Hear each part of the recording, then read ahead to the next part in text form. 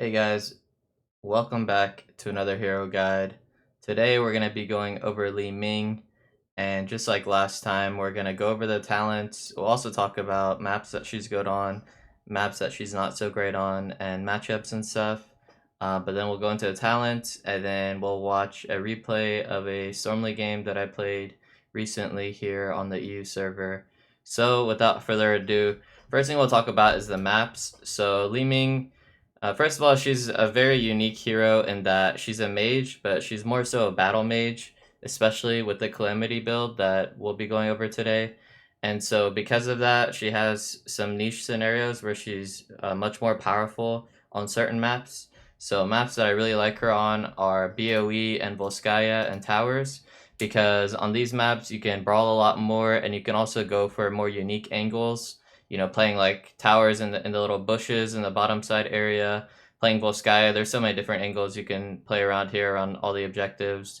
And then BOE especially, she's really potent on this map because there's so many bushes, and you can also poke the Immortal really hard. And so yeah, the replay we're going to be going over is BOE. She's also pretty good on Cursed Hollow, Dragonshire, Sky Temple, and then she's pretty much playable on every map, but I personally wouldn't recommend her on Infernal Shrines or Tomb of the Spider Queen because wave clear is a high priority on those maps, and her wave clear isn't that great.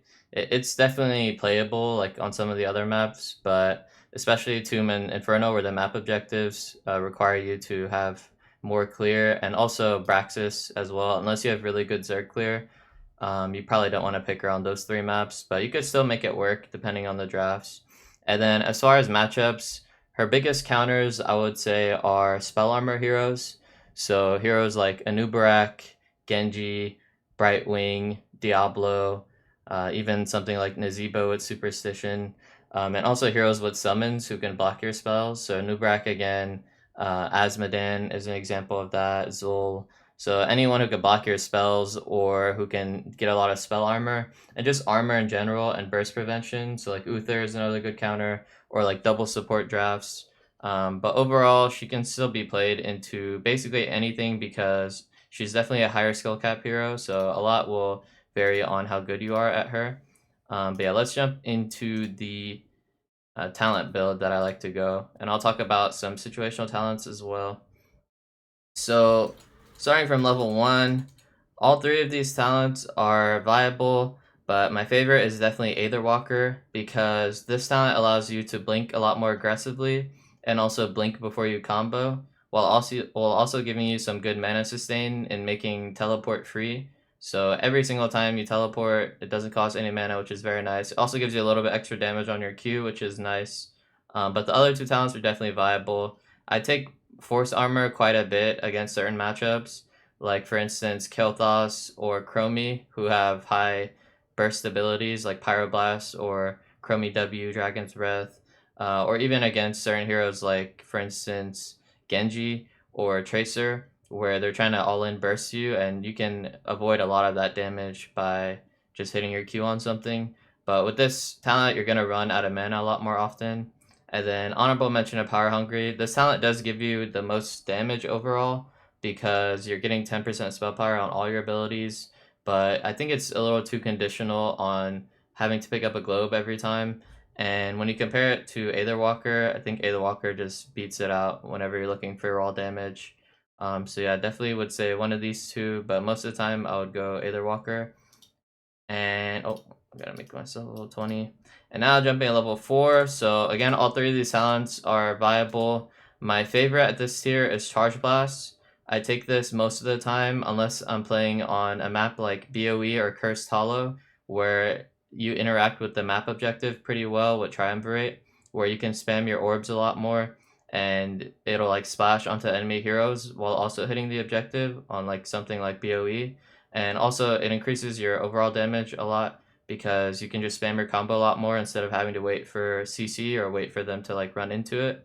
But Charge Blast increases your overall burst, which is very nice, and the damage adds up a lot, especially against certain tanks who are playing in your face a lot more and trying to block your abilities. So something like Murden, you can just keep queuing him and keep auto attacking him. And yeah, this one it also adds to your burst combo, like I said. So if you're looking for more damage in the burst, then this one's pretty good. But and also dominance. So dominance, I pretty much only take this if I have an Ana, where if I get nano boosted, I'm just like face rolling my keyboard. But even in those situations, sometimes I'll take Triumvirate and Charge Blast just for the damage outside of the nano itself. And yeah, the big issue with dominance is just that you don't really have enough damage without one of these two talents. And so jumping on to level 7, so orb build, we're going to leave that for quick match and ARAM. Sorry to all the orb build enthusiasts, but I think it's definitely the worst build. And I would definitely recommend playing Calamity or Seeker. Now personally, I really like Calamity because it unlocks that battle mage aspect of the hero, where you get your third ability, your blink ability, and it really makes you a much more powerful dive threat, but also just increases your damage a lot overall. But Seeker is also pretty viable, especially if you're playing a bit safer, and also if you have some really reliable CC where you can follow up off of. But personally, I only take Seeker if I'm against Sergeant Hammer specifically, in order to get a lot of poke damage onto the hammer and burst damage onto the hammer. So yeah, Calamity is my go-to like 95% of the time, 90% of the time. Now moving on to level 10, Wave of Force is the best choice here because it gives you the knockback, which is a very powerful tool. The best or the easiest way you can use this is to just peel people off of you, but the more comfortable you get with Li-Ming, the more you can start to knock people into your spells a little bit, where you can combo and then, okay, I did it horribly there, but you can combo, and if it looks like it's gonna miss, you can Wave of Force him into your combo. Another easy way to use this is to stop channeled abilities. So probably the biggest use case for that is something like Stukov Lurking Arm, or ETC Mosh Pit, or even something like a Junkrat Riptire or Nazebo Ravenous Spirit. Because these are stationary channels, you can interrupt these with Wave of Force. So that's, or even like Ana Eye of Horus, and there's probably other examples. But yeah, I really like it for that aspect. I pretty much will only take Disintegrate if I'm against a Nubrak, because you can break the cocoon very, very easily by just beaming it. And also sometimes against hammer, I'll take this one as well, just to help burst down the hammer if I get a nice combo on them. But Wave of Force is the go-to for sure. Now 13, all three of these talents are viable. Personally, I pretty much always go Illusionist because increasing your blink range really unlocks the hero, and it allows you to land a lot more blinks because your base range is not very high, but with that extra 50% range, you can really reposition very well in fights, and you can have more lethal resets, and you're a lot safer as well whenever you're escaping damage or escaping dive. So, and also the reset does come in handy sometimes, where if you're all-inning a fight, if you're all in it, like if you're just trading but then you want to all in, a lot of times you get bursted back and you can double blink on them, so that's pretty nice as well. Or sometimes you get caught and you had already blinked, so in that case you get your blink back for free, so that's a nice little bonus. But the other two talents are pretty viable as well. Cannoneer, I'll go this talent if I'm against certain dive heroes like Zeratul or Tracer or Genji, and I kind of need to get them off my back or trade hard into them, or even something like a Sonya. So like you can kind of almost go an auto attack build versus those heroes, where you go Charge Blast with Cannoneer, and also you can pre-charge Cannoneer as well, so make sure you're doing that if you do go it. But this one's pretty nice if you're just getting dive heroes off your back, or if you just feel like you need a lot more damage and you don't really need the blink range because maybe they're all running into you. But usually Illusionist is just the go-to. And then Glass Cannon, personally I'll only take this if I'm going the Seeker build for maximum burst. So again, like only for me, only against Sergeant Hammer, but maybe there are some other situations for it if you're into like double support or something and you're not really taking any damage but you want to do more damage. But usually if I want more damage, I'll just go Cannoneer. But again, Illusionist go-to for me. 16, discounting orb build. I think all the rest of the talents are very viable. Personally, I really like Mirror Ball because it adds more burst to your combo, which is ultimately what you're looking for. And 2 more missiles is actually pretty huge because what each missile does 302 damage. So instead of it doing 900 damage, we're looking at, you know, like 1500 damage, you know what I'm saying? Quick maths, you know what I'm saying? So yeah, pretty good increase right there. So really like Mirror Ball. Special shout out to Fireflies because this talent synergizes with the Cannoneer if you did go for that, and also has some synergy with Seeker if you're looking for like quick chunks on people. And then Diamond Skin is also okay if you're dying a lot and you just want to be safer, But personally, I would much rather you go dominance or force armor and still go the mirror ball than to go for the aggressive talents at 1 and 4 and then go diamond skin. But sometimes you have to make that adjustment mid game if you're really concerned about their burst and if you feel like the only way you lose is if you die. But yeah, go to definitely mirror ball for the extra burst. Now 20, my go-to is repulsion here because this is a really good playmaking tool by being able to knock people into your abilities. It takes a bit of practice to do, but the more you practice it, the easier it becomes. And a lot of times you can just knock someone into your team without even throwing your combo first, and you can really catch people off guard. And again, you can peel with this as well. And it also makes canceling the channels easier too because you can do that from a way further distance since it increases the range as well. So see, like the range is like this, then you go repulsion, and it's like basically the entire screen. I can just boom throw him in, you know, or like if imagine that was an Azebo casting Ravenous, the boom you can just hit him with that. But yeah, definitely try to practice the repulsion combo. With basically what you do is you just knock them into your. You can practice in try mode. It's pretty good. You just like try to knock them into your combo, like that kind of. It takes a bit of practice, but the more you do it, the easier it becomes, and it's definitely a nice tool for like you can go for a one shot on an unsuspecting foe. So definitely really nice. But I also really like Talrash's elements. If I feel like I'm not really feeling the combo, or I just feel like we need more damage overall, then Talrasha is always a solid go-to. And Archon Pure Power is okay if you're about to core. Like let's say you hit 20 and you guys are like trying to core or like get a keep, but you don't have any mana, which happens a lot because you are pretty mana hungry. Like even with any of the mana talents, you do go out of mana after fighting for a bit. So that would be like the niche I'll take it in. And you can also do like some cheese with it on like a map like Towers, where if you have their bottom fort, you can like laser the mid fort. But yeah, that's not really that great. So yeah, I wouldn't really take this only if I'm coring, like I said. And then also, yeah, if you took Disintegrate, you could go the 20 Disintegrate because the slow is pretty nice. But I normally just go Talrashas in that case because it makes your overall combo do 20% damage on the last ability you hit, which is normally your ult or your E. So it's pretty nice for a little bit extra burst. But definitely, I recommend practicing the repulsion combo. And yeah, definitely you could practice it in try mode, like try to get the feel of it, and then start practicing your games as well. Also, just be careful, like knocking away the kill target, which does happen sometimes. So don't get too trigger happy. Like your R doesn't really do that much damage, so you should really try to use it like more mindfully on trying to knock people into your spells or like peel them off of you, stuff like that. But yeah. Anyways, enough yapping about the build. Let's jump into the replay. And we got a pretty good replay here. It's a BOE game that I played the other night or the other day. Grandmaster game, maybe master game. But yeah, the reason why I picked Li-Ming here is because it's really good on this map, and it's especially good into heroes like Muradin and Cassia. Oh wait, we have Muradin and Cassia. I'm trolling. It's especially good into heroes like ETC and Raynor because Raynor has no mobility, so he's easy to hit with your spells. And ETC, you can always cancel the Mosh. But really, I just picked. I think I like first picked it because it's BOE and like she's pretty meta on this map. You can like pretty much always pick her early. You just have to watch out for, like I said, like the spell armor stuff, like Anubrak and stuff like that. So I'm pretty sure I banned Anubrak third. But yeah. So anyways, main thing on Li-Ming is just following up off your tank. So you always want to like wait for your tank to stun and then combo. So I know there's a lot of people, what they do is they throw their combo too early. So you should always be watching your tank, and ideally you always pick her with the stun tank because it just makes your life so much easier. So here again, like I'm trying to be a little patient, wait for this guy to look for a stun, and then I combo. And yeah, just like that. And it's, I mean, sometimes you can combo on your own, so you kind of have to watch and see like what your tank is looking for. But sometimes you can combo on your own, especially like after level 4.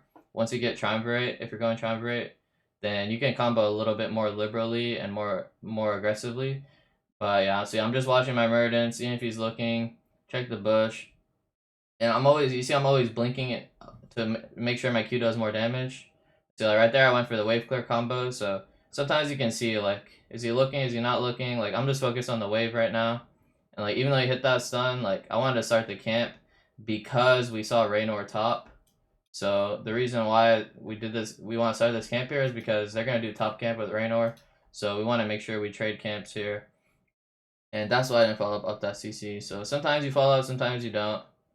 Really you just have to like kind of feel it out. And right there, I missed a combo, all good. You're gonna miss a lot of combos, it is what it is. And so here I actually go to rotate top because we have a Thrall and he doesn't really have any wave clear.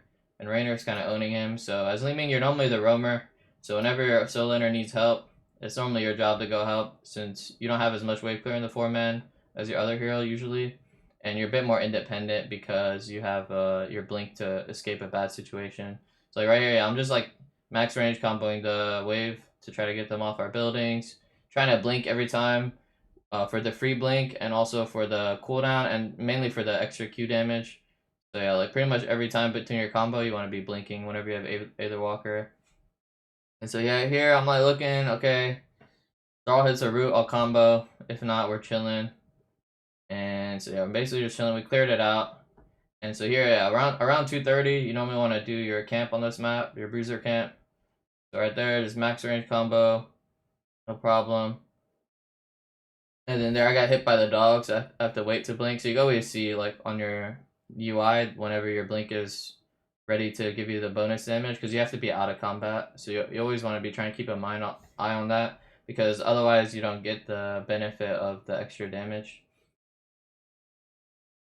or the cooldown, something like that. But yeah, always try to wait if you can. But anyways, right there, boom. I saw Thrall root, try to combo off that and miss, but it's still good. Like if someone throws a CC, it's good to just trust that it's gonna land and just be ready to follow up off of that. And so right here, we get a little bit of wave priority there, so I go to poke the Immortal a bit. So anytime you have like a downtime on this map, you can poke the Immortal. But I'm also trying to keep an eye on the other side that maybe if my team's fighting, then I can go help them. But it looks like we just all raced here. They do have more race because they have the Exterminator Rainer. And so ideally we defend here. But my boy's kind of stuck bottom. But you see here, like I'm pinging to defend. Sadly, no one's coming to me. And then like Azumi, you can really play in between. And like I can poke the Immortal or I can help my team depending on what's going on. So I'm always trying to watch both. Like right here, we're going pretty aggressive. So I reposition on the top side to hit the combo. And then, yeah, with Triumvirate, like your combo is pretty much always up because you get that big cooldown reduction. It's like what it goes from 8 to 3. So now it's tied to your Q. So if you land your orb, your W is gonna be up at the same time as your Q. So it's very, very nice little synergy there. And then yeah, right here in between, looking are we fighting, not fighting. I'm pretty out of mana at this point, so I just want to commit to the race, ping the team back. But sadly, it looks like we overstayed a little bit, but we slowed them down a lot. So it honestly wasn't that bad. Like one death for Immortal. But yeah, there I just want to get mana, be healthy for the Immortal defense. I'm gonna speed it up a little. Not too much going on this early game. Mainly, I'm just poking the Immortal and trying to follow up off CC. So yeah, like right there, I was trying to. It always sucks when someone blocks your orb close range because then you don't get the cooldown benefit. And then right there, ETC, he slid in, but I'm just focused on the Immortal, trying to chunk it down as much as possible to maybe save this fort. And again, like always blinking in between combos, hit the quick little tap, instantly take the Calamity. So now I'm definitely down to play a bit more aggressive because pre-7, you're a bit weaker because you don't have your third spell. But once you get that third spell, you really come online with the Calamity. So now I'm like ready to brawl, I'm ready to fight, but I'm also like being mindful that they have a lot of poke and we're still dealing with the Immortal push and the subsequent wave. You see here, now that things are evened out, I definitely want to look for this camp and maybe look for a fight. But again, just like trying to follow up off my team first. So here I don't have combo yet, so I can only really queue off that, but I'm ready for the next stun now. I'm not because I wasted my. Yeah, that was a bad combo. I should have held that and waited. Thankfully, ETC slid in and gifted us a kill. And then also the resets definitely make Li-Ming very useful and unique because she's pretty much the only hero that has that level of reset. So you always want to be looking at how the fight is going and like where you want to send your next combo if you do get the reset, and making sure that you try not to double blink because that happens a lot. If you're like mashing your blink or mashing any ability really as you get a reset, you might accidentally use the second ability. So gotta watch out for that. But yeah, so far not so clean, but we're warming up right now. We're scaling, you know what I'm saying? So just gonna poke these towers and get ready for the next Immortal phase. Since we just got a kill, we definitely want to poke these towers, and that's something that Li-Ming's really good at, is chunking down these towers. Even though your Q does only 50% damage to structures, it still is a lot of damage over time. And sometimes they walk into your orb too, so you get a nice free little orb there. And yeah, so we basically got like half their wall right there just from my poke and Cassius poke. And there, yeah, you always want to like combo the wave on the side, like W the wave from the side if you can. Always be watching your tank. Like he goes for a kill on Rhaegar here, so I'm trying to follow up as much as I can. Like always watching him, but at the same time, I want to start poking this immortal. So again, like I want to play in between. I combo it. Boom. Are we looking? Looks like we're looking. I'm ready to follow. I'm ready to follow. I blink on this guy. I throw the orb behind him to hit the other two people, and then I get the reset to orb again. Another reset, but it looks like they're out. So next thing I do, go back to racing. So that's why she's so good on this map, because you can really play in between and get the best of both worlds when it comes to defending and also racing the immortal. And so here, yeah, it's a bit of a downtime. My team's fighting, but I'm really just trying to race. But then I see there's a big fight going on, so I gotta come join. And yeah, you can just blink on the melees a lot, just for a little extra damage. I saw we landed the sleep. I got really lucky. He slid back into my orb. I should have been more focused on ETC there instead of walking away. I got definitely saved by him, kind of sliding into my orb there. But yeah, just racing again here. I am pretty though, so I want to reset soon. I either want to tap or reset soon. Ideally, I just full base because a tap won't really cut it. At this point, like I'm so out of mana. And yeah, we overstayed again, sadly. I was also expecting him to nano boost me, but he went I have Horus here, which is definitely very tragic because nano boost is really OP with Li-Ming, but it is what it is. But yeah, I tap here because maybe we can slow him down for race, maybe get a kill on the backside. This guy slides in. I'm waiting for the Murden Stun. Boom, big orb. They can't really kill me, so you know I'm chilling. And then yeah, now we just go defend. So yeah, that early game definitely in favor of them, but at least we got some good poke on the immortal to kind of chunk it down a bit. Oh, also yeah, one thing you do a wave.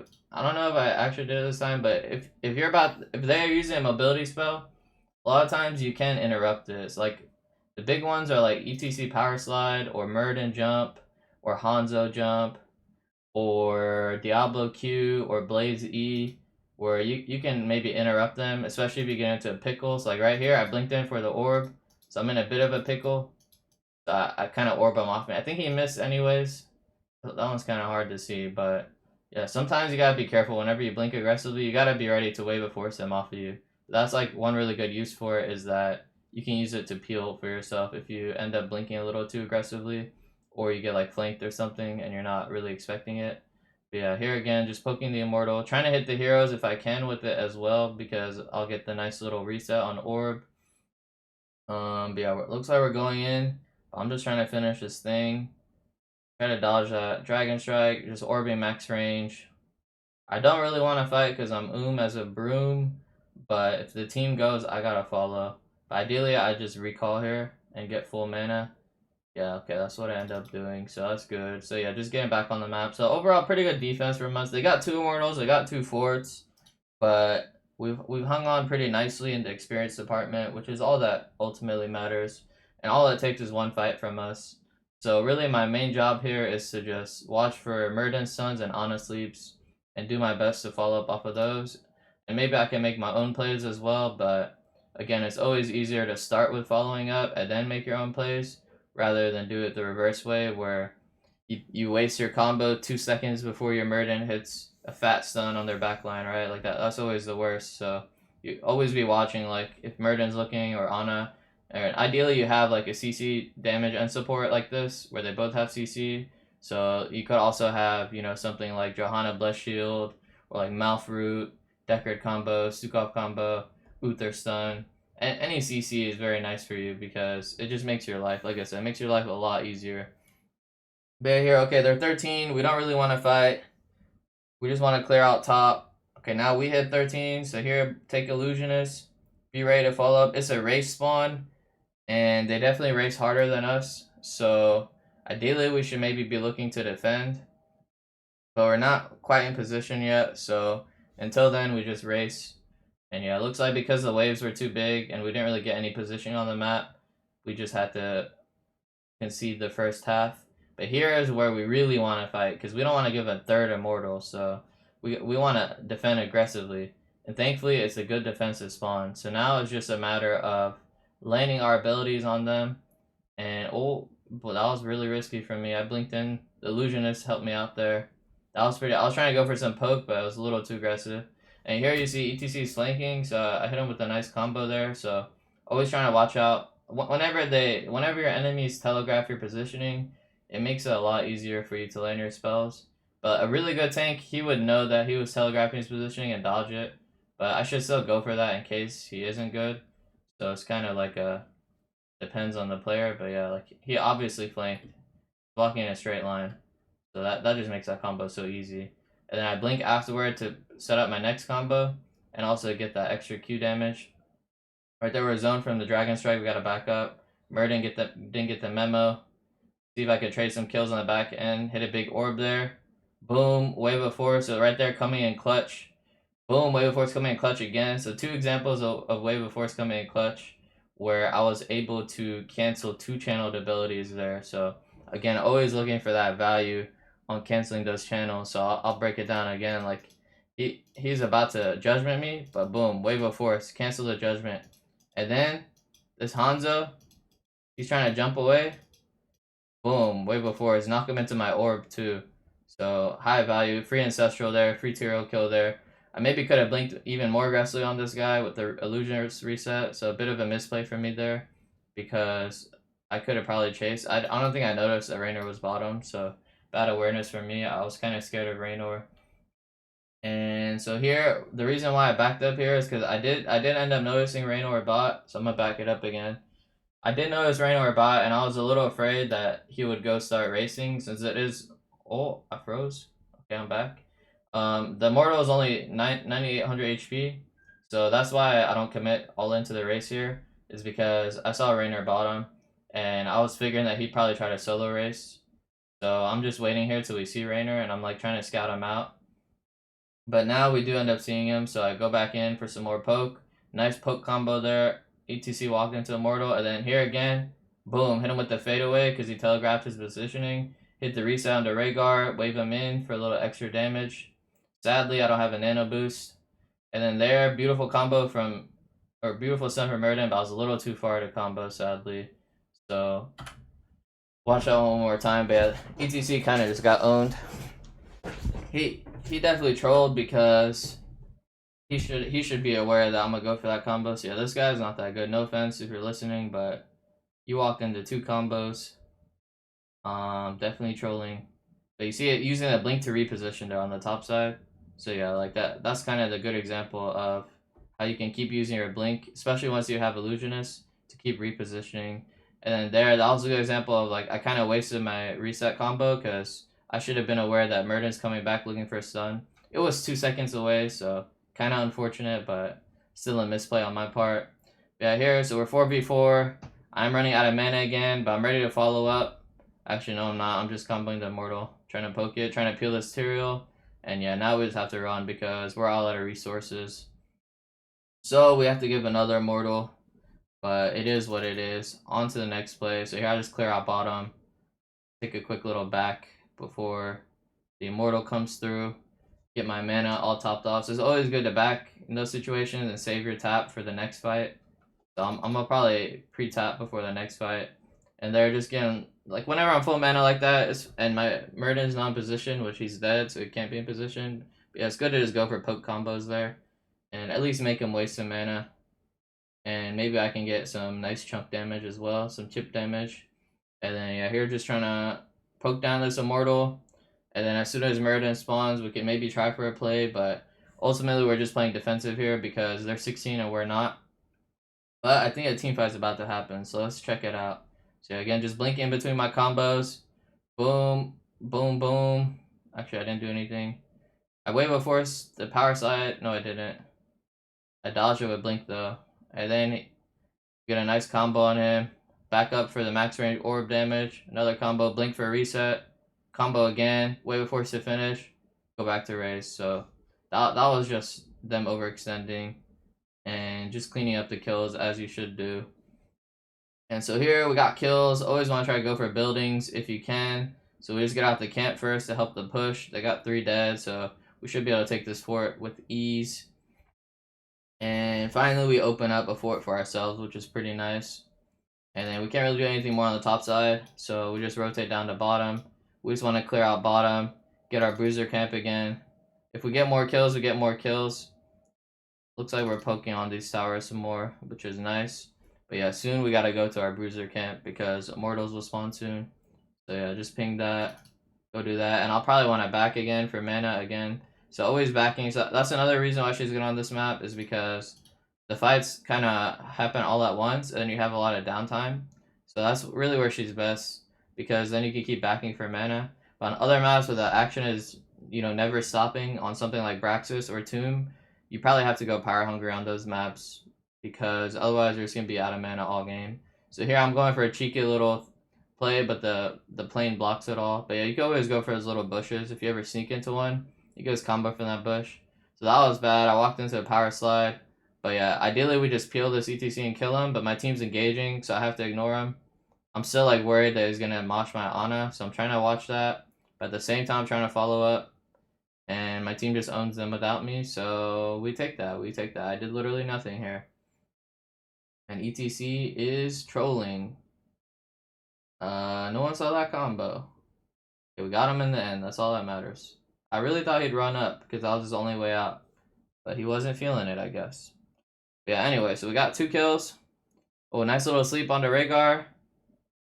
Boom, boom, boom, boom. I actually kind of misplayed that because I should wait for the Murder Sun to connect before I throw, because if he dodges both of our stuff, then he probably lives that.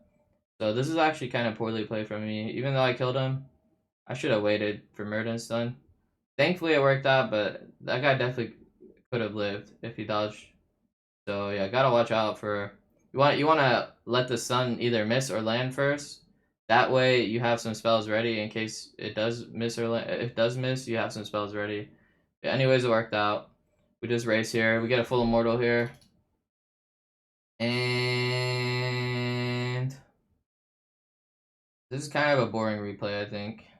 But hopefully you get the idea of it. You just combo people, follow up off CC, maybe go for some big resets. Okay, so here, one thing to consider is that I do have repulsion now, so maybe I can make a play. One thing I'm thinking about is the immortal circles. Those small circles, they stun people, so I'm definitely going to try to look for whenever the small circle spawns, maybe I can try to knock someone into it. So that's kind of my mindset right now, and boom, there it is. So we got the nice setup onto that guy, so that's kind of the way you want to do it. Is you knock them into your spell, or you knock them into like something. So with repulsion, it makes it a lot easier. So like right there, this thing spawned, and I just knocked him into a repulsion. So if we got a sleep off that, I think he probably could have died. But it was probably on CD. And there we hit a sleep. Sadly, Cassio woke him up, but he got cleansed anyway. So yeah, that's good. Cleanses down. And so now next Murder Sun should be a kill because we have cleanse. Boom, root, combo. Actually hit a nice ancestral there. And then here I trace the reset. Sometimes it's good to trace reset, sometimes not. Definitely depends. But you should always go back and peel after. So you see the next combo, I peeled after. And then it's just cleanup duty. Again, there the repulsion to knock him back in. I tried to hit him into the other sun, but it was too late. And that's a wrap. That's a wrap. Hopefully next time I pick a better replay, because in my head this game was a lot better than I thought. So I'm gonna try to pick a closer game next time. I mean, I guess we're losing the whole early game. Oh yeah, you gotta call Judge. Gotta call Judge there. But yeah, anyways, hope this helped. Regardless, little Li-Ming replay. Yeah, that's all I got. Judge, Jeej, and George. Oh yeah, let me know what hero y'all want for next time.